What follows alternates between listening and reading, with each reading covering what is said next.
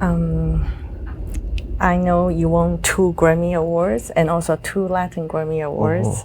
And I love this album called Solo very, very, very much. Thank you. And there's one piece, I think you use the Stravinsky fiver rhythm and you combine with your own improvisation. How did you do that? Because I love him and I love his music. And I think he has been a tremendous influence for me and for many people. And I would say Stravinsky has been an influence for the modern music. Very evident influence you see in a lot of jazz players. People like Wayne Shorter, Herbie Hancock, Yes. Miles Davis, all of them for sure had contact in one way or another with Stravinsky music. So I found in Stravinsky a campus area where it's clear that he was working all the time with the popular music codes and folklore, including jazz, taking that information to a very high level of construction, structure, sounds, orchestration, everything.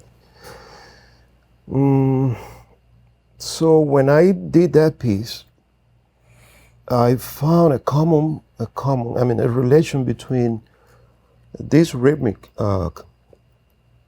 pattern used by Stravinsky and a lot of the Cuban music. You can find the same pattern.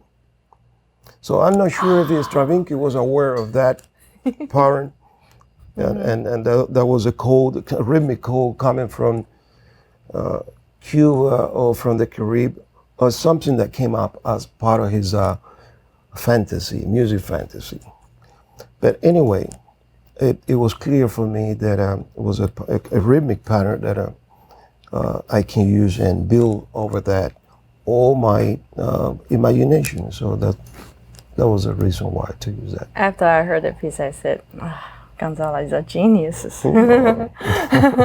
And so when it comes to classical musicians, and besides Stravinsky, who else that you like? Many of them. I love Baroque music, and I love Bach, and I love French composers too, Debussy. I mean, the Cuban is cool. The Cuban music, the Cuban school in music is totally classical. People at the end, I mean, when you finish the whole career as a student, and then you decide what to do with the music you have in your hands and the technique you have in your hands. Some people decide to go into the popular music and dance music. Another group of people get in contact with jazz music, and some of them decide to continue the classical heritage. So, but you don't see any department inside of the Cuban music, the Cuban school. They specialize in the Afro-Cuban music or popular music or jazz music or something like that. Something that you have to learn by yourself when you finish the school. So that's the reason why you would see a lot of Cuban musicians with very fine technique, because they are coming from the classical music, and with a very Russian influence.